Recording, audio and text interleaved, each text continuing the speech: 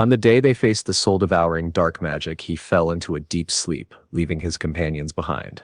But then, 300 years passed. The peace that had been restored in the calm everyday life were nothing but illusions. Even now, in that world, everything was shrouded in darkness. When he turned 13, a hero came to meet him in the magic tower.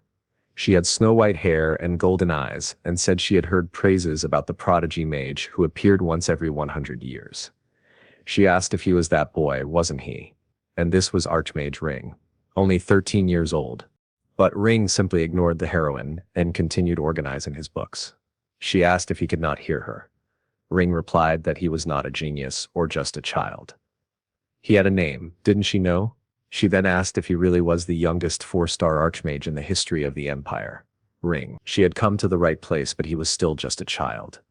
It was even hard to call him a prodigy when he still needed diapers.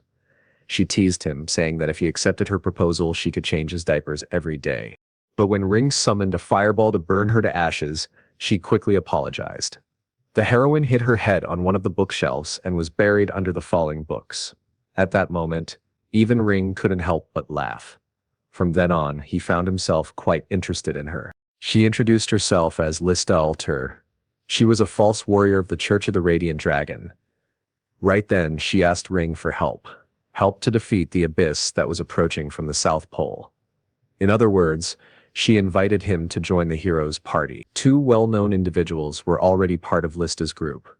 The renowned archer of the Empire, Kiss, and the priestess of the Fire Dragon, from the Draconic Republic, Frey. Ring said he wasn't interested in dying, but he asked if the other two were as interesting as her. Lista replied that they weren't as crazy as she was, but there was something even more fun. She said, the world is more interesting. Those words echoed strangely in Ring's mind. He was someone who had spent his entire life studying magic in the tower. His goal was to become the highest-ranked 7-star mage of the Empire. It was said that upon reaching the 7th star, one could discover the ultimate truth of this world. He wanted to reach that realm where no one else had ever arrived. Living there, reading magical books for the rest of his life. Didn't seem too bad, but to master 7-star magic, he needed to know the world outside the tower. Still, traveling aimlessly sounded like a troublesome nuisance. He wondered if he truly needed all that. Then that clumsy heroine appeared, asking him to save the world.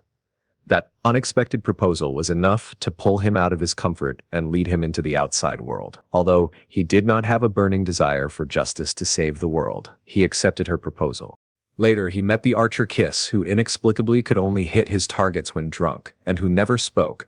Then there was Freed, the priestess who looked like a chimney, always smoking non-stop, blowing black smoke into his face and laughing like a lunatic. And yet, even in those ridiculous moments, these heroes proved to be incredibly competent. The very moment a creature appeared, it was struck in the eye by one of Kiss's arrows and had its head blown off by a torrent of Freed's flames. They were extremely powerful, the wild monsters they faced on their journey, as well as the abyss's servants near the pole, were no match for them. Lista always teased Ring, telling him not to fall in love with her, even though she knew she was very charming, but in the end, she was the one who cared most for him. She worried that he was too naive and might be deceived by some other girl. 5 years passed like that. As their journey to save the world from the abyss neared its end, Ring's body began to show signs of deterioration. It was the result of being under constant enemy attacks for 5 years. Just before the final battle against the abyss, he was dying, consumed by a venom that corroded him with no end in sight. Lista begged him to wake up, but Friede could not break the curse. There was no cure at all. Ring said he didn't want to die. Lista was desperately trying to find a solution, but Ring told them not to worry too much. He revealed a seal carved into his chest and abdomen, the inferior seal of the Lord, an enchantment of immortality engraved into his heart. A spell that would put his body into hibernation and heal him. He had no idea how long it would take for him to awaken, but it was the only option left. His body began to freeze over, protecting him, and Ring said that one day he would return. He asked them to at least win the battle. Lista promised that they would meet again, and she asked if he truly promised to come back. When he returned, the 4 of them would explore the world once more, and she swore she would stay by his side until he awakened. And so, Ring promised. He wanted to return, but his consciousness was being dragged into the cold embrace of death, a sensation of floating and emptiness as if he were sinking into a swamp. While he was drowning, the others fought to avenge him, to defeat the abyss once and for all. Their journey to explore the vast world together ended before the abyss, but the only thing Ring could see was darkness. When he grew tired of struggling against that endless void, he suddenly found himself before the light once more. At that moment, a woman asked if Rain was all right, and he realized it was his mother. But then he thought, wait a second, I have a mother? Wasn't he an orphan? That was when he noticed the sunlight burning against his face and wondered where on earth he was. Before continuing, I must say something to you all. Nearly half of the people watching these videos aren't subscribed. That's right, you scoundrel. Watching without subscribing. Go ahead and subscribe. Turn on the notification bell and leave a like, because it really helps us out. Alright, now let's continue. Rain's mother asked why he was acting so strangely. This was the Plaza of Heroes. He had been there before. In the center stood a statue built in honor of the heroine's party, and there they were. Kiss, Lista, Pride, and Ring, the four heroes of that world. Rain then asked his mother what year it was. Of course, it was a strange question, but she answered anyway. It was the year 1418 of the Teresian calendar. Rain wondered if this meant he was in the year 1418. Had he been reborn into another body, or had his memories simply been overlaid onto someone else's body? The sensations were strange. Everything felt as if it had happened only yesterday. Lista's laughter, kisses, drunken silence, Pride's endless smoke. He wondered if all of that had really happened 300 years ago. Then he asked an almost nonsensical question. Did they actually win the final battle? But Rain quickly reasoned, of course they did. That's why this statue is here. That's why the sky is clear and peaceful. His mother confirmed it as well, saying it was obvious they had won. She added that if he went to the Vatican Tower now, he would still be able to see the frozen remains of Mage Ring. Rain wondered again if he had possessed another's body. His mother explained that Lista had remained by Ring's side until the day she passed away. It was truly sad, but at the same time, beautiful. At that moment, Rain found himself smiling. He said it was incredible that she had kept her promise. Then he approached the statue and said that there was someone who hadn't kept their promise. That person was him. Later, Rain began to research. He didn't know exactly what others had said about him, but what he found was that he had become a historical figure. The emperor himself had erected a monument in his honor, and many magical towers and mage families revered him as a saint, the great Mage Ring. But what 300 years had truly left him with was only magic. The memories of traveling across distant lands, of the radiant smiles of his companions had already become legends, no longer memories. Once, Lista had told him that memories only become true memories when they are shared with someone. And so, his memories were not yet memories. Until he could meet them again, they would remain only within his heart. They were the things he had to live with alone. They echoed in his mind like unanswered questions. Now they were gone, but they had left behind a beautiful world. So Rain asked himself what he should do now. Then he remembered, he still had a task to fulfill. The Holy Human Empire divided mages into 7 ranks, from 1 star to 7 stars. In the end, Ring had achieved the rank of a 5-star mage. In the Empire's entire history, only 2 people had ever reached the level of 6 stars, known as sages. They were said to have touched upon the very truth of the world. If he had not departed with Lista, Ring probably would have reached the 6th star, grown old, and died without ever touching the 7th. He would have regretted never leaving on that journey. Even if he could go back in time, he would accept that same proposal again. At the very least, he hoped this world would remain filled with laughter, just like Lista had once said. A world they desperately protected together. It might not have been exactly as they imagined, but those who reached the truth of the world could truly see what had happened. And so, in this life, Rain vowed to become a 7-star mage, to escape the sadness and emptiness he felt for Lista, for Pride, for Kiss, and for himself, always grumbling. His companions had always been eccentric, but he had truly loved traveling with them. Rain bid his farewell. The dead remained in the past, unable to follow, while the living were carried by the flow of time and had to move toward the future. Thus began his second life. He recalled a moment when Lista had asked him if he had a family. Ring had answered no. He had never even known the face of his mother. He was raised in the northern slums. If not for the Magic Academy's headmaster, Osiris, who had discovered his talent and taken him in, he would have lived as an orphan and died in the streets. And Pride had once said that It was truly a shame, and Rain said that even if he had a family, he wouldn't know how to deal with them. He insisted he didn't need one, nor anything like that. But Lista had once told him not to make things so complicated. She knew he was a kind-hearted person, and said he would do well. The next morning he was awakened by his maid. She left to prepare breakfast while he got dressed. Rain thought about how his past life memories had returned to this spoiled 9-year-old boy only 20 days ago. He was now the eldest son of the Ludwig family, one of the 5 great magical houses of the empire. Once an orphan, he had been reborn this time into nobility. But Rain knew he would need effort to adapt to this new life. He was greeted by his maid, and then by his mother, who said the timing was perfect. Rain could let his father know that breakfast was ready. His father, Kevin Ludwig, mentioned that even in his sleep, Rain looked a bit tired. Probably from the journey, he guessed. Kevin then asked if his son had only come to announce that breakfast was ready. He thanked him but explained he'd come later, since he was in a rush to prepare for the presentation of his thesis. He said eating made his head heavy, and he wanted to focus on getting as much done as possible. Rain asked if that was where he had stopped. Then he offered to help his father with the magic circle. Kevin agreed, saying the help would be welcome, but warned that if Rain was late for breakfast, his mother would scold him. Rain then began a highly complex explanation, saying that magic was about expressing natural laws numerically.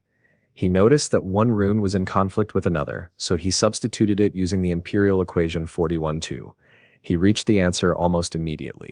Kevin was shocked, asking if his son had really solved it. This was a difficult problem that even the top scholars of the empire hadn't been able to fix. In fact, it was a high-level spell cast more than 200 years ago. Kevin thought that if this spell could be reactivated, it might protect countless people from natural disasters like floods or landslides.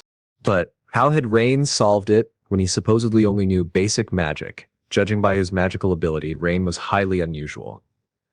And yet, considering he was from the Ludwig lineage, Kevin wondered if his son hadn't simply inherited the family's magical talent. At that moment, Rain casually asked if they could have breakfast now. Kevin, pulling his son into a strong embrace, said of course they could. Later, it was explained that Rain's family was small. He had a mother, a father, and a 6-year-old younger sister, a little girl who was always peeking at him. Her name was Ceres. She had silky black hair and crimson eyes, an adorable child who had inherited the Ludwig family's traits, just like Rain. However, she didn't like him very much, because in these inherited memories Rain had never been very kind to her. More than cold. He had been indifferent to everything. But he remembered Lista's words that he should treasure people. In this world, it seemed that everyone was wise busy. Yet she had believed in him because he had a good heart. Irritated by his own thoughts about Lista, Rain called for his sister to come into the room, asking if she wanted to learn magic or if she'd rather play. She ran off in excitement. Rain thought that dealing with children was very difficult, but a little while later she returned carrying a book. Basic Formulas for 1-Star Magic. Rain asked if she was really only 6 years old, and already reading such a book. She looked thrilled. That reminded Rain of someone he once knew, a person with boundless curiosity. Lista, who was always asking for the names of things and telling stories of faraway places. Lista had seemed so much like a child herself. And deep down, Rain had always loved those moments. So he began to explain everything to Ceres. From the book, Rain gave simple explanations of what magical circles and squares were. He said they were like houses built from different materials. The form of the magic circle determined the attribute of the spell. A triangle was fire, a fan shape was wind. Then he explained the next step, runes. Runes were magical words. U meant bind. R meant disperse. So for example, a rune IU inside a fire triangle became a binding fire spell. But since she couldn't yet understand the math, Rain had to explain what addition and subtraction were before he could go further. The household servants who witnessed this were stunned. Their young master Rain had completely changed. He was different from the boy he had been before. Ever since that day, he visited the Plaza of Heroes. Later, when the parents found them together, they were deeply moved by the scene. Rain's mother even said she wished she could have it painted. Kevin agreed, though joked that by the time a painter arrived, they would all be grown up already. Kevin then noticed Rain was teaching magic to Ceres. He said that ever since Rain had returned from the plaza, he seemed like a completely different person. He had even become far more mature, almost overnight. His mother asked, half joking, if perhaps their son had been possessed by the abyss. Kevin said no, but explained that he had experienced something similar once. When he was a student, he had the honor of meeting Lord Rin. At that time, Kevin was proudly boasting about becoming a 3-star mage, while Lord Rin had already risen to 5 stars during the war. Living in the peaceful era that the heroes had created, Kevin realized how complacent that had been. Perhaps Rain now carried a similar mindset. Rain's mother then asked if Rin had really been frozen in time. Kevin confirmed it, saying Rin had mastered ice magic so perfectly that he remained preserved exactly as he was at the age of 18. Beyond that, however, he knew little. But Kevin added something else. Within that ice was also Lista's magic. Only Rin and Lista themselves could awaken it. Everyone believed it was a letter, a message, left in case Rin ever returned. Kevin also told his wife that perhaps their son Rain was a genius who might one day reach the level of a sage. After all, he had solved a magical equation Kevin himself had struggled with for a whole year, just by looking at it once. She asked if that was why he had come to breakfast earlier than usual. Kevin admitted it was, and said that, though it might be a little early, perhaps it was time to teach Rain the family's forbidden magic. The art of the mage thief, capable of reading and stealing all magics. This spell was permitted only for members of the Ludwig family, but it was notoriously difficult to teach. Kevin already had an idea in mind.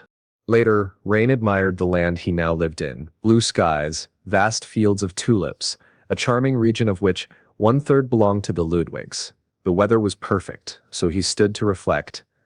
To reach great distances, one needed both medium and long-term goals. This was essential on the path to truth. The journey to become a 7-star mage was long. No matter his age, he couldn't afford to waste time. His first step was to summon his guide. Just then, Saris appeared and noticed that he was having some trouble. Rain asked if she wanted a guide too, and she replied with an enthusiastic yes. She became so excited that she even started to dance. Rain thought she was a little too thrilled with the idea. He then inscribed the magic circle with the runes Ju, Yu, Du, and J. The guide was an advanced spell that combined 4 elements, and only a 4-star mage could perform it. At that time, only 10 mages in the entire country had the capability. Yet Rain succeeded, summoning a towering pillar of magic. However, the strain was severe. Blood poured from his nose and eyes. He realized he was not yet ready for 4-star magic. Luckily, it was only a guide spell. Had it been an attack spell, he would have died. His body was still weak, but the summoning was successful. The guide's name was Rudian. Its purpose was to evaluate the user's abilities and identify their magical potential, essentially to advise on what to study and practice. Rain noted that, in essence, Rudian was full of the most effective runes for learning. Though it seemed simpler, it was still a 4-star spell, and Saris absolutely adored her new guide. Rain told her she could go study with it. Meanwhile, he felt dizzy and admitted he needed to restore some of his magic power before summoning his own guide. Later, when he examined his Rudian, it reported his current magic power at 3,024 points. He thought this was slightly below the standard for a beginner mage. His magic circle level was 77 and his resistance 64. He still had a long way to go, but then the guide detected a lineage-restricted spell manual. Rain was deemed eligible to learn Bilidius and Bilius. He smiled, thinking this body wasn't completely useless after all. He remembered that, during his journey with Lista, a young mage had once approached him. That boy aspired to become the supreme archmage of the Empire and replace Rin, the hero's party. But his abilities were ordinary. Rain had nearly burned the boy to death. Ordinary though his magic was, the boy's eyes were a problem. With those eyes he could replicate any spell he saw. He could launch perfect counterattacks, even against Rin, who was the strongest mage in the world. Now Rain understood. This was the power of the Ludwig family's hereditary magic, Bilidius. Simply by observing the movements of magic, one could identify which spell the enemy was casting. From there, it was possible to detect the perfect counterspell. There was also Belcurious, a legendary ocular power awakened by only 3 people in the history of the Empire. If Beldidius allowed one to discern enemy spells, Belcurious granted the ability to appropriate them. For this reason, the Ludwigs were known as the Mage Thief. Their infamous reputation came from those very eyes. Rain thought to himself that now, at last, he had a clear objective. With his current magic power and resistance, it would be impossible to become a great mage like he once was. But with this body's hidden potential, there was hope. Later, Kevin approached him and asked if he was interested in learning the family's secret magic. It might be a little premature, but he could begin training. From that day forward, Helen would serve as his mentor. And when she returned to the academy, Kevin himself would become his teacher. Rain, however, couldn't quite remember who Helen was. His memory was weak. Kevin explained that Helen was an exceptional professor at the Delayden Academy, blessed with incredible magical talent. More importantly, she was Rain's aunt, who loved her nephew more than anything. At that very moment, Helen appeared in the library. She had the Ludwig family's trademark long black hair and deep red eyes. She looked at Rain and declared, "This is absurd. I didn't want to personally meet such an unprepared child." Then she turned to him and asked if he truly wanted to learn. From that point onward, she told him to address her as Professor Helen, warning that she did not tolerate slow students who failed to grasp the first lesson. Thus began his training in lineage magic. Lineage magic was carefully documented to prevent theft by outsiders, but it had to be transferred directly from one family mage to another's mind. Helen announced that she would demonstrate only once, so he had to pay close attention. The first ability she displayed was Bilidius. Her eyes shone so brilliantly that Rain was struck by a familiar sensation, the same eyes as Bilidius. "Impressive, isn't it?" Helen asked. "To master this, you must calculate 3 spells at the same time." But Rain confidently replied that he could do it.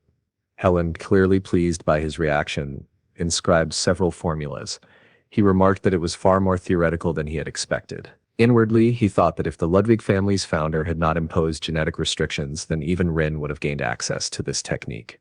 Helen then asked, "It's too complex to try right away, isn't it? I can make an exception for you." But Rain shook his head. "No, it's fine. I just need to organize myself." He sincerely thanked her for the guidance and said he would continue on his own. He sat down to study, ignoring her. Helen asked if he truly didn't want her help anymore.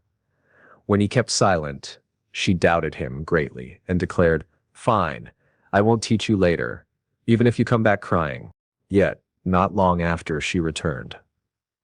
Quietly sitting beside him, she pretended only to watch, but whenever he had a doubt, she immediately solved it for him and acted as if nothing had happened. She continued this routine for quite some time. One day, while Helen stepped away briefly, Rain's mother appeared and said, with a smile, "Your Aunt Helen is a little eccentric.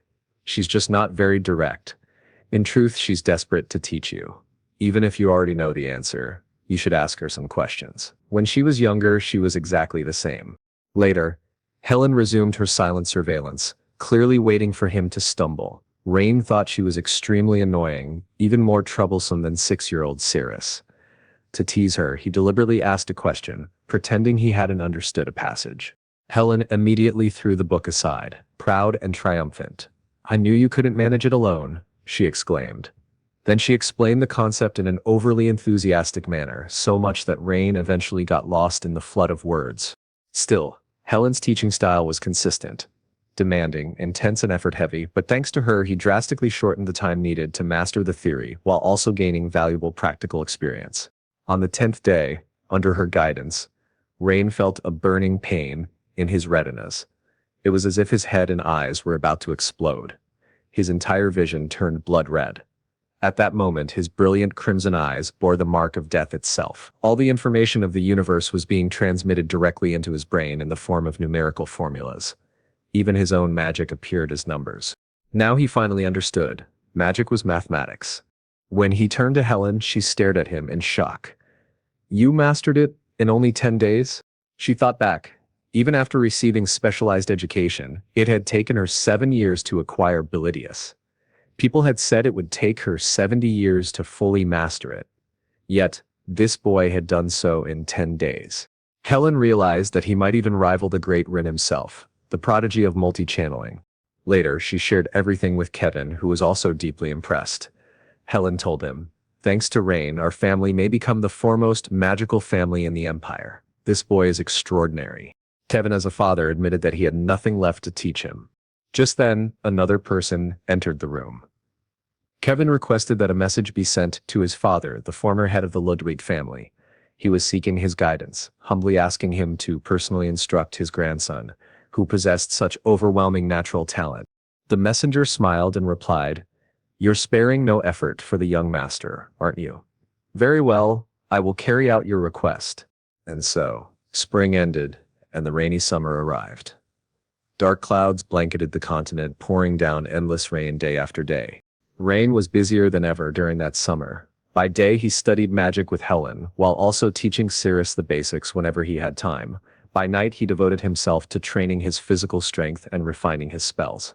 The development of modern magic, as taught by Helen and recorded in the books, was truly astonishing to him. For someone who had lived 300 years ago, it was shocking. Many complex formulas had been simplified, and not only was the activation time reduced, his magical power had also increased greatly. The level of magic had improved tremendously compared to what it had been 30 years ago. He realized that he might even lose to a modern 4-star mage, and it was absolutely impossible for him to become a 7-star mage in this era. With his current state, he needed far greater power and far more knowledge. So Rain made a request to his father. He said he wanted to go to the magical world to study. Naturally, his parents were shocked. Cirrus asked curiously, "What is this magical world?" Rain explained, "It's where the Golden Rose is, the best magical university in the Empire. Delaw, I want to go there to study magic." But Cirrus protested. "No way. Absolutely not. He's not going. He's not. Kevin, however, told him that it wasn't possible. Rain was only 10 years old. It was far too early for him to leave home. Children from magical families were only allowed to enroll in Dale at the age of 16. It was simply too soon. Kevin then added that there was something even more important. He held out a letter that had just arrived from Rain's grandfather. Helen, who was busy stuffing herself with meat, suddenly choked and asked, "What did you just say?" Kevin scolded her. "Clean your mouth before you speak." Rain blinked in surprise. "Wait, my grandfather?" Kevin explained, "Yes. In the Ludwig family he is one of the few who awakened both Belsidius and Belcurious." Rain thought in astonishment, "So he's the one who awakened Belcurious. Scala Ludwig." Kevin continued, "Your grandfather has invited you personally. He will teach you Belcus himself. Before you even think about the magical world, you must first visit him." A few days later, Rain was already at his grandfather's castle. The first thing Scala did upon meeting him was cast a spell. The entire room shook under its pressure. Rain exclaimed, "What the hell are you doing?" Scala summoned an incredibly powerful magic. Rain immediately thought of ways to defend himself. The old man was clearly serious, but in the next instant, the magic Rain had prepared simply vanished from his hands. "This," Scala said, "is Belcus. It allows the user to control visible magic at will." Rain was stunned. Scala then asked, "Do you want to try as well? But remember, mastering Belcurious is not the end. To wield it properly, the caster must understand it completely." Rain replied, "Right now I can only perform high-speed calculations for a 3-star spell." Scala nodded. "That alone is impressive. Still, Belcurious demands immense magical power. With your current state, you're still a bit far from it." But Rain smiled. "It's just a long road, isn't it? Not impossible. I want you to show me that path." Before Kevin could excuse himself, Scala stopped him. "My initial greeting was rather rude. I apologize. You are sincerely welcome in my home." Then after confirming Rain's aptitude, Scala invited his son to share a drink with him later. Kevin was deeply moved. It had been a long time since his father spoke to him with such warmth. Later, the training began outside. Scala declared, "After this training, you will be able to wield Belcurious freely. Read this incantation carefully. Do not make a mistake. In real combat, a single slip would already mean death." Rain barely avoided being struck by Scala's lightning, but even then Scala had to admit, the boy had talent. Whenever Rain learned one thing, he immediately grasped many others. He was a true genius, someone who could master in a single day what would take others an entire month. Now, all that remained was for him to master the use of his eyes and withstand the strain of magic. Scala told him, "During this training, you must risk your life if you wish to grow strong enough." Rain nodded. He understood and agreed. Then Scala warned, "I will throw a fireball now. If you cannot dodge it, you will die." Instead of dodging, Rain stood firm. Scala launched a massive fireball straight at him. At that moment, Rain managed to activate Bellidios. The fireball raced toward him and Scala did nothing to stop it. Rain knew he had to interpret the opponent's magic and manipulate it with Bellidios. With tremendous effort, his eyes even bleeding, Rain finally succeeded. The magic transformed before him into a numerical code. He thought, Belcurious has been activated as well. The entire universe is turning into equations, pouring directly into my mind. Now I just need to alter these formulas. He noticed that the magic circle consisted of two triangles with a size of 17 axes and a range of 23 kilometers. When he solved the equation, the fireball simply vanished before his eyes. Exhausted, Rain collapsed, but his grandfather caught him. Scala said, "You did very well. Now all you need is a little more magical power." I can hardly believe it. You awakened Belcos at the age of 14. I myself only achieved it at 39. This boy, he may truly rewrite the history of the Empire. Later, Scala told Rain that he would not interfere with whatever life he chose to live. But he recommended, when you turn 16, make sure you enroll in Delight. If you graduate at the top of Delight, to meet the Archmage Rin. His body alone was not that interesting, but the harrowing Lista left a letter for him, and Ren was curious to know its contents. Ren then asked if Lista had left a letter for him, and Scala explained that no one his age had awakened the Belko-san, so he would not yet be able to read the letter. But Ray, at that moment, was no longer listening. Stunned by the revelation, that would become his story, discovering the past of his former companions and following the path left by Lista's letter. Back home, Kevin mentioned that there were about 6 months left until his admission to Delighton. He intended to use this opportunity to learn more about the world and visit many places while heading south. He had to make the most of it. Kevin then asked if Ren planned to remain in the Magic City even after the exams. Ren replied that yes, it was the place where all knowledge gathered. The notoriously difficult entrance exam for Delighton was held at the end of the year, and those who passed began their first semester in March of the following year. Ren was about to discover this new world. He set off on his journey on foot to learn the path himself. On the 15th day of travel, he arrived in the southern region of Giram, the fertile land of the Holy Human Empire. In a small town, there were numerous inns and taverns, and curiously, all the people wore bamboo hats. A drunk man asked Rain why he was not wearing one. He did not know about Lin's caravan. It was explained that long ago, their first leader had received help from Archmage Rin, and since then the people wore such hats as a sign of gratitude. Rain tried to remember who that first leader was. If he heard the name, perhaps he would recall. But Rin asked why such respected merchants were in such a small town. The man replied that the problem lay with the road leading to the highway. Ferocious monsters had appeared along the path, and dozens of people had disappeared. They were waiting for the Lord's forces to come and eliminate them. But until then, trade was suffering. Rain thought about the monsters, beings whose very essence had been distorted by the abyss. They resembled animals and had similar traits, but with grotesque appearances and magical power. No matter how many were killed, they never disappeared. He would pass through the forest anyway. If it was not a high-level monster, he would be fine. As he walked through the mist, he felt something watching him. Yet the creature did not attack. Perhaps it sensed the difference in magical power. Rain could deal with such monsters, but it was not his concern. The extermination team would handle it, wouldn't they? He then remembered a similar place he had passed before. Lista had been following the road too, but with many stops. She wanted to stop to see a river, to admire a beautiful landscape. Ren had asked, what on earth are they doing right now? 2 extermination squads had already been annihilated on the continent. Because of that, the front lines were stagnant and barely holding out, waiting for the heroes' help. And yet, Lista wanted to stop along the way. She replied, of course she knew. The Red Dragon Legion and the Yellow Dragon Legion were marching to the battlefield, and the most powerful mercenaries had crossed the sea as well. With all the strong people away, they had to stay behind. Monsters had grown more violent across the continent. But Ren argued they were at most B-class threats. They did not have time to waste on such weak creatures. Lista countered that in this world, there were many people desperately in need of help, and there was no difference in the weight of that need. Everyone who required aid needed it equally. She wanted Ren to grow into an adult capable of helping others. Ren complained that even though she had died 300 years ago, she still nagged him inside his head. He sat down to rest and used earth magic to track the monster. When he finally found it, he shouted, and Rain commanded his mud snake to bring it back. The snake dragged forth a large wolf-like creature with far more eyes and teeth than normal. Rain asked if this was supposed to be a threat. He had already dealt with countless such creatures. He simply strangled it, tightening the mud snake around its body more and more. Rain said there was no point explaining anything, since this disgusting creature would not understand him. The beast was crushed into several pieces. Rain did not want to admit he had helped, so he claimed he did it only because he was bored.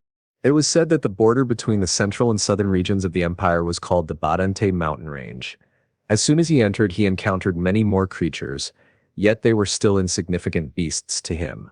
However, someone else had defeated them first. Archer. At first, Rain even mistook them for the Kiss. They even carried the same smell of alcohol. One of the archers explained that this was a place where monsters frequently appeared, and asked if no one had warned Rain along the way. But another blonde youth scoffed, saying they needed no warnings. As descendants of the Great Palace, they were the ones guarding this land. Rain admitted he did not fully understand what they were talking about, but since they had helped him, he thanked them. Then he asked, incidentally, if this was the Danto mountain range, isn't it? But the archers only laughed at him. The blonde archer explained that long ago, this place had its name changed to Quizatina. Yet, Rain still called it the Badanto range. It was then explained that Quizatina was the mountain range where the Palace of Kiss once stood. After defeating the Abyss, it seemed that Kiss had settled here. And these two were disciples of the archery school he founded. Traditionally, those whose skills were acknowledged by the master followed this path. And of course, they were as foolish as Kiss himself. Rain thought that drunken archery must have been the basic skill of this school. The blonde archer told him he had arrived at just the right time since a festival was being held today. On this day, anyone could drink alcohol for free. Still, another archer reminded him that he would not escape his guard duty. They still had to protect this place. The blonde one then asked, how can a child like this be left alone? He led Rain toward the village entrance, trying to avoid his shift. As they passed again through the forest, he remarked that it was a mess. Usually they cleared away the fallen leaves, but this year so many had fallen that the work was endless.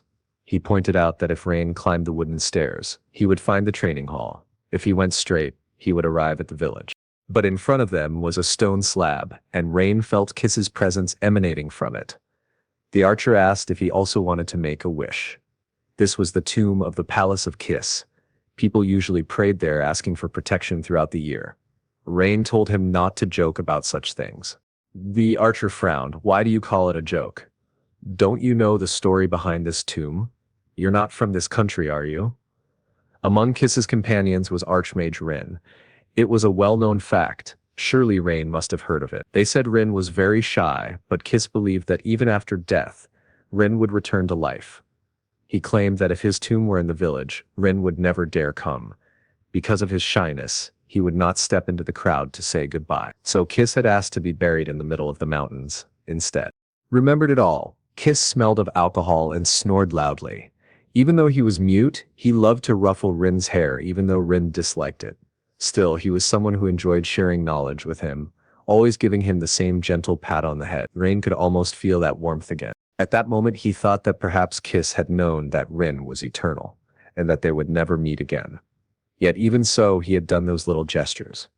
Rin wondered if perhaps he had disappointed Kiss. He had promised to return, but he never did. In that moment, Ray was filled with regret. He ran, stumbled, and fell face first into the ground, feeling utterly pathetic. He had promised to return, but he had broken that promise. Later, sitting on the cliffs, he thought that he had to go back to Kiss's tomb. He had to say goodbye, even if it was late. He had to tell him that he had returned, ask forgiveness, and confess his regrets. He stayed there until nightfall. Rain wondered if this was what Kiss had found in the darkness, for he always saw so much in the night sky. His sight was sharp, his aim flawless, even after drinking. In truth, when he was sober, his aim faltered. He would collapse from withdrawal whenever he was not drinking. Lista had once explained to Rin that Kiss had no tongue, which was why he could not speak, yet he snored like a devil. As Rain remembered all this, he burst into laughter. But in the end, those memories of Kiss's death turned into tears. He could not stop crying beneath the moonlight, and he stayed there for a long time. Later, he finally returned to Kiss's tomb. The first thing he did was stand before it and unleash a fire spell upon the ground. Flames spread, burning away all the leaves that dirtied the path. At last, the tomb was clean.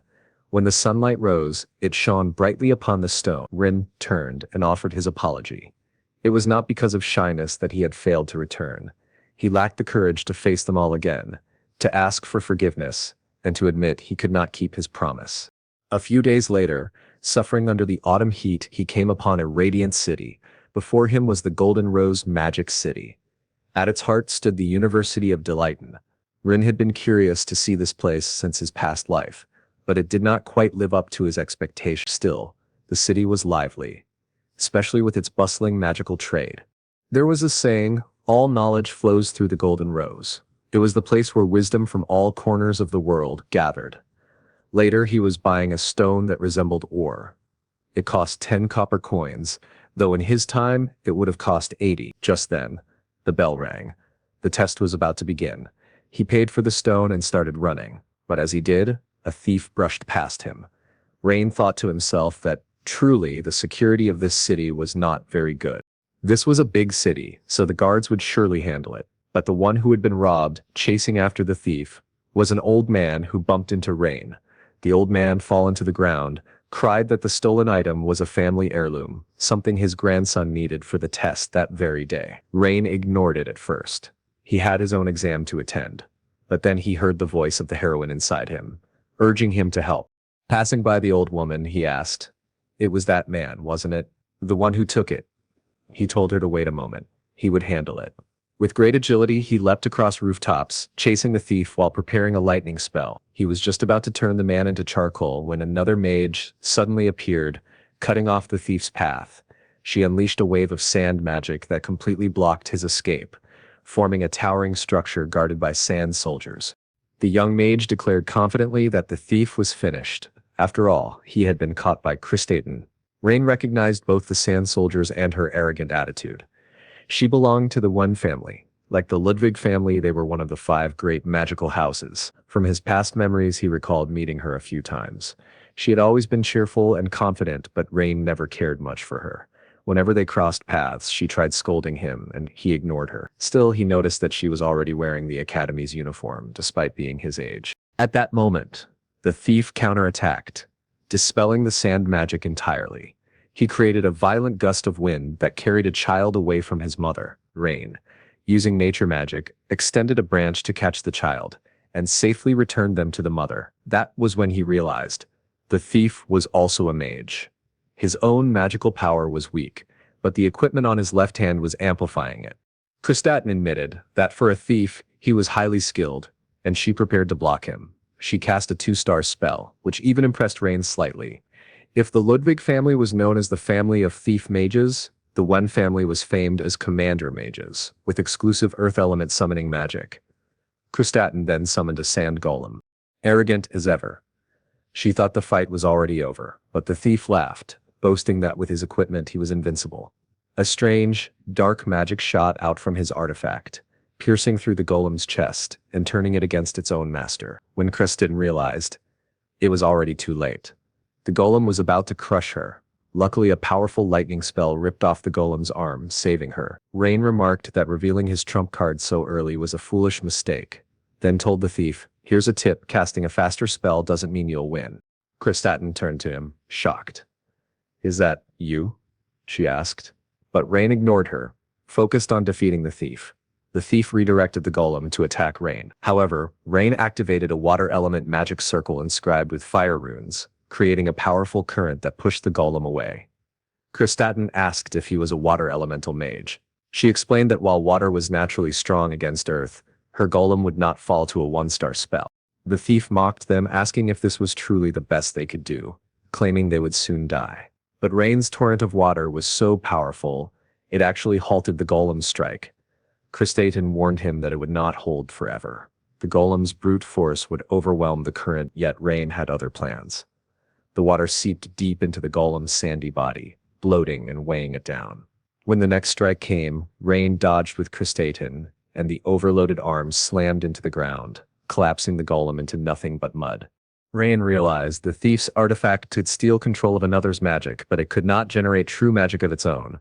Kristaten, angry with Rain, was quickly stunned again because he immediately cast another 2-star spell right after his 1-star. Using an earth element circle with the runes bind and reverse flow, he altered the laws of nature. From the ground erupted roots and vines that wrapped tightly around the thief and his broken golem. Desperate, the thief struggled, but his artifact was stripped away by Rain, who examined it. An interesting artifact, he mused. It steals the control of another's magic. seems similar to Belsidius. With 2 magic circles inscribed in this gem, it can only steal spells up to 2 stars. The thief cried out in panic. Who the hell is he?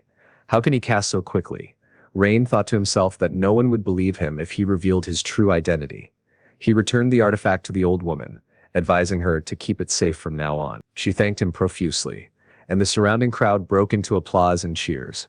And Rain realized he was already late for the test, when finally someone else arrived to deal with the thief. The hooded figure who approached was Professor Caroline. The professor told Chris that confidence was good, but she should not have used her golem so hastily.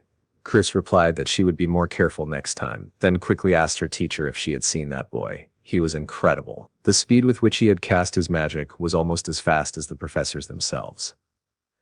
Caroline admitted it even looked faster than her own, and Chris asked what had happened to him. He did not seem that strong the last time she saw him. Caroline wondered aloud if he was really there just for the entrance exam. That was a problem. The test had already started, some time ago, and Rain was sprinting to avoid being late. Chris asked if there wasn't a way to let him through, somehow.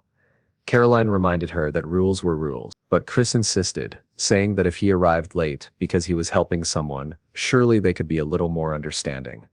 She argued that the boy had completely stopped the thief. Wouldn't it be better for the school to have someone like that? Caroline agreed that it was true. Later in the faculty room, she thought about Rain. He had no records of ranking in any magic competitions, nor any significant achievements. Yet, apparently, he was a prodigy of the Ludwig family. Her surprise grew when she discovered he had been an assistant to Saul's Ludwig for 3 years, the great mage and head of the Oz school. Caroline knew very well that being from that family granted no privilege. After all, even Helen had been rejected by him. If Rain truly had been Saul's Ludwig's assistant, then he must indeed be a genius. Caroline scheduled a meeting with the chancellor to discuss the possibility of individual admission. Later, the chancellor herself remarked that history seemed to be repeating. She could not say why, but talent always seemed to emerge in cycles. Several students had arrived from other prestigious schools, all at once. 5 students from the 8 great schools, together with a successor of the Warden family, an extremely impressive gathering. Given how deep the rivalry ran between the magical families in the 8 schools, such a situation was dangerous. It was not pleasant to risk disputes between students. But undeniably, this was something special. The chancellor, Madia Pease, declared she would notify teachers and instructors to keep close watch on the students and intervene when necessary. She then asked Caroline what was troubling her at that moment. Caroline hesitated, saying it might be too early to decide, but there seemed to be another genius among the magical families, someone besides Krista. She added that even if she explained, perhaps the chancellor would not believe the circumstances surrounding that boy. She wished Madia could have seen the family meeting. Nadia sighed, accusing her of bringing up that topic again. Caroline replied that it was only her opinion, but perhaps they could allow Rain Ludwig to enroll. It would not interfere with anything, and she was curious how he would act in such a situation. Madia answered that they would soon see, since his instructor would be none other than the strict Professor Owen. She also asked if Rain had really refused all rewards for what he had done. Caroline confirmed it, saying that rather than seeking attention, he actually disliked being the center of it.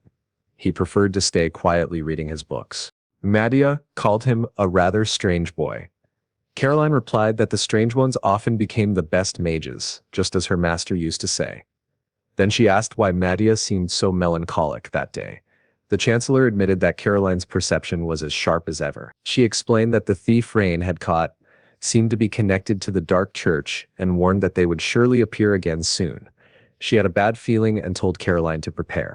Not long after, Rain was officially notified of his admission despite missing the exam. On the morning following the chaos, Professor Caroline suggested he could simply pretend to have taken an additional test and be placed on the list of accepted candidates. This was no problem for him. In truth, he was eager to take the test anyway, so he immediately accepted the offer.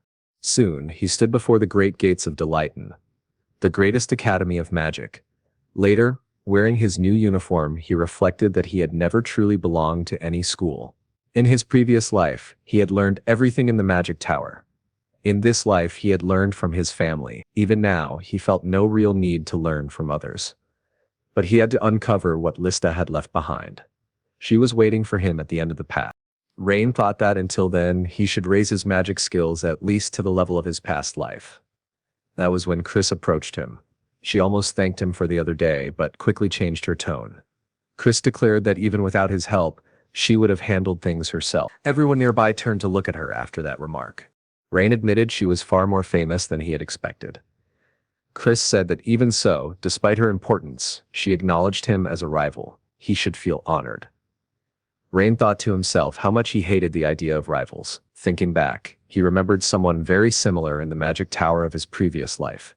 An annoying brat who had once declared himself Ren's rival. At the magic tower, there was once a girl who insisted on being treated as a senior simply because she had gained earlier. She was arrogant and constantly irritated him. Now, back in the present, Chris asked Rain why he was laughing at her. She swore she would show him her true power, and he would regret it. With that, she summoned a sandstorm around him. Rain thought to himself, of all places, why here?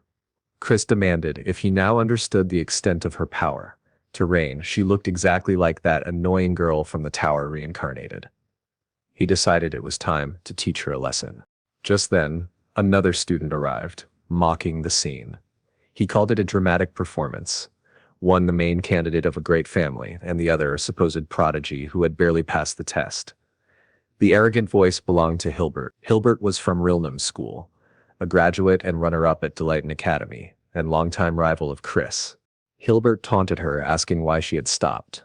Wasn't this the perfect entertainment? Chris replied that the quality of the audience was far too low.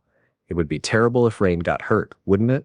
He should be grateful for her consideration. Hilbert sneered that he was so moved he could almost cry, but warned her to know her place before she regretted it later. Chris scoffed, pointing out that these were big words coming from nothing more than a runner-up. Hilbert retorted that her personality hadn't changed at all. Acting this way would only disappoint her family further. It was then that Hilbert noticed Rain standing nearby. He called him the genius, the young master who managed to enter through a special test, and asked what exactly he was staring at. Rain calmly replied that it wasn't as though Hilbert was directly bothering him. He truly didn't care, but he wondered aloud how someone could be so conceited. Did Hilbert even know how to use magic properly? If he wanted to pick a fight, he should at least be decent. Everyone around was shocked at Rain's words. Even Chris herself burst into laughter and said if she were him, she would bury her head in a hole. At that moment, the inspector called everyone into the classrooms. Rain ignored Hilbert completely, and Chris declared she would let it slide this time. But next time, they would duel. Rain, however, had no interest at all. Rumors soon spread about Rain, claiming he had once been the assistant of the great Saul's Ludwig himself. Later, the 1388th entrance ceremony of Deleighton University began. After endless speeches, Rain was already losing patience.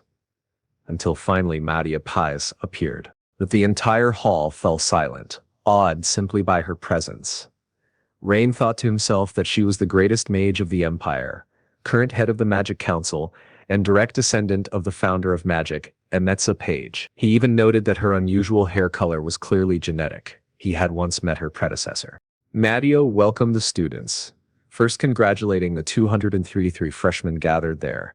However, she warned that half of them would not survive into the second year, being either retained or expelled. Of the 117 who remained, only about 60 would make it into the third year, and from those, only half would graduate. Every year, fewer than 30 students completed the full program at Deleighton. This is Deleighton, she declared. A place that sharpens talent, constantly. You will be tested, each trial disguised as training, to judge whether you are truly worthy of being here. Over time, you will adapt. Over time, your bodies will be hardened, your minds sharpened. Even insignificant stones can become precious gems. At Deleighton. 3 years from now, we will meet again here, and as a fellow mage, I will welcome you with open arms. Until then, good luck. Rain thought that he was already eager to meet her again. Meanwhile, the professors observed from above. Caroline admitted that it all seemed a bit chaotic, but she liked the energy. Another professor remarked that talent was the only thing that mattered in such an environment. Caroline asked what Professor Owen thought. Owen coldly replied that he had expected this batch to be high level, but all he saw were fools, destined for failure. Later, Rain found himself at the University Department building, in the Hall of the Sleeping Dragon. It was truly beautiful, Walking through the corridors, he finally reached his classroom. He was the first to arrive, and the tranquility along with the view was perfect. But peace never lasted long. Someone approached and told him it looked like they were partners and should take care of each other. It was Chris. Chris proudly said that he was lucky to have her as his partner in the very first class. Another student, clearly a sycophant of Chris, chimed in that Rain should be grateful indeed. Chris nodded in agreement, until Hilbert appeared again, claiming it was pure coincidence. He added that the daughter of the Panton family was there too, and remarked that Chris had a terrible sense for choosing the people around her. Gertrude Panton shot back, saying that it was actually part of Chris's charm. At least she was more complex than someone as shallow as him. As their argument began once more, Rain started to feel a headache, and even a bit nauseous. He remembered a conversation he once had with Pride, who had asked if he had never felt curious about attending a school. Rain had answered that he was already an elite 4-star mage. For him, school had nothing to teach. He was already an elite 4-star mage, so attending classes felt like nothing but a waste of time. But Pride once told him that school was not just about academic success. It was also about learning to deal with people, and that was just as important. Remembering this, Rain thought Pride must have been crazy. Why would he need to learn how to deal with humans? Just then, the professor entered, towering like a gorilla. The moment he stepped inside, the atmosphere of the classroom turned heavy and tense. Chris whispered that this was Professor Owen, known as the strictest teacher in Delayton. Owen scanned the students with a single glance and was immediately disappointed. "All I see in front of me are pathetic monkeys," he said coldly. "Your heads are filled with nothing but dung." Without warning, he threw a piece of chalk straight into the throat of a boy who wasn't paying attention. The class froze. "You know nothing," Owen continued. "You think you rule the world just because you were admitted into Delayton, dreaming of becoming court magicians to some powerful noble, or living in luxury at the top of your own mage tower. Fine, if you ever reach those goals, you may call me master. Until then, you're nothing but monkeys." He then asked if anyone there came from the 8th-grade schools. A few students raised their hands, and Owen sneered. "The worst of the worst," he said. "The 8 idiotic schools, their so-called formals are ridiculous, and their traditions laughable." Next, he asked if there were any noble magicians present. Chris and Rain both raised their hands. "Disgusting," Owen spat. "Acting like you know everything, strutting around with arrogance. The first thing you should learn is how to wipe your own behind." He went on, "My job this year is to make at least some of you into useful magicians. At the very least, I'll force you to evolve from monkeys into humans." When no one answered, he shouted, "Why isn't anyone responding? Do I need to teach you how to answer too? Are you afraid?" The student stood up and said he wasn't afraid. "Oh, so you think I'm an easy professor?" Owen growled. "Then we'll have a test right now. Pair up, whoever comes in last will be expelled immediately. And I'm not joking." Whispers spread through the class. Could a professor really expel students so easily? Some thought he was only trying to scare them. But then Owen began writing the test on the board. "You have 20 minutes, he said. "Solve the problem. Anyone who fails to complete it in time or finishes last will be expelled."